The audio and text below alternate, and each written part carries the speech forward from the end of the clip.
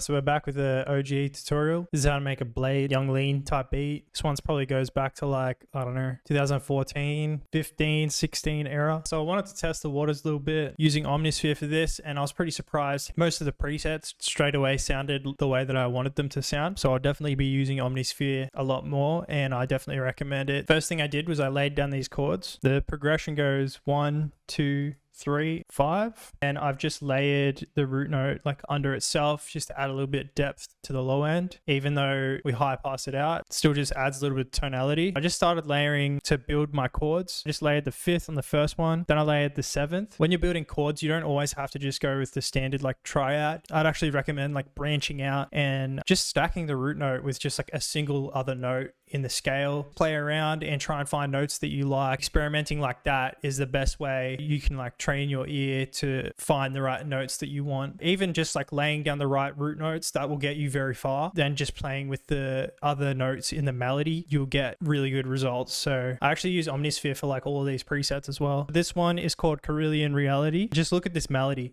Look how simple it is. You know, I've said it before, these melodies can be a little bit overwhelming, but once you break it down, if you're just like doing simple layering, it looks overwhelming, but it's not really. It's just like multiple elements, just playing some really simple melodic ideas. Then I layered it with this bell. It's called Ambient Space Piano. This is how these 3 elements play together.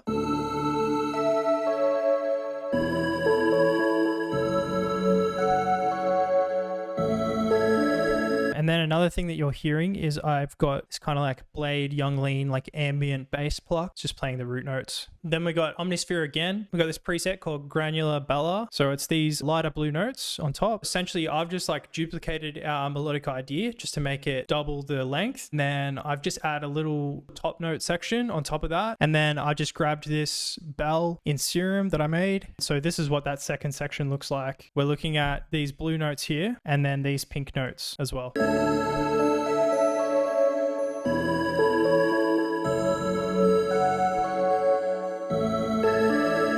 It's a lot of elements together. I didn't have it in mind to like make all of these layers. Really, like once you start writing those ideas down, it just happens organically. You know, you get another idea and you start to think like there's a little space in here that I can just add this little accent or idea. Try not to get too overwhelmed and just start off with one element. Try to keep the notes as simple as possible. Stick to just finding little spaces. That's the best advice I can give. Just going to change some of these colors of these drums so that we can see. So this hi-hat mixed with a clap.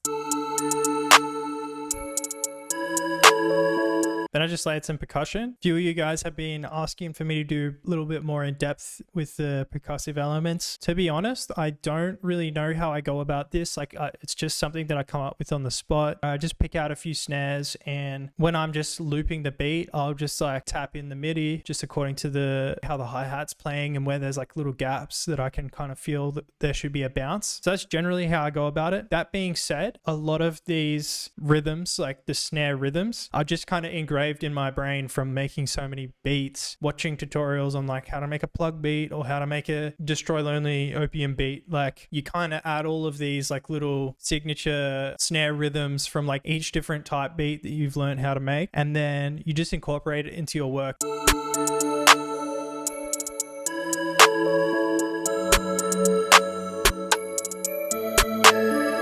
I just got 2 open hats. One of them's just like a standard, like hits on every beat. The second, I just like found where there was like a little gap that I could make a bounce or like a rhythm, pitched it down and changed the velocity, just humanize it a little bit.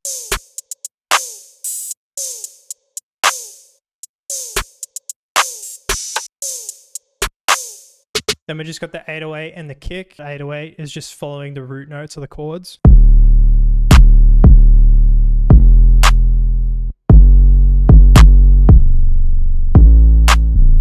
For the B section, I just took out the kick. Creates way more of an impact when the hook comes back in. I also just stripped it back a little bit and simplified it.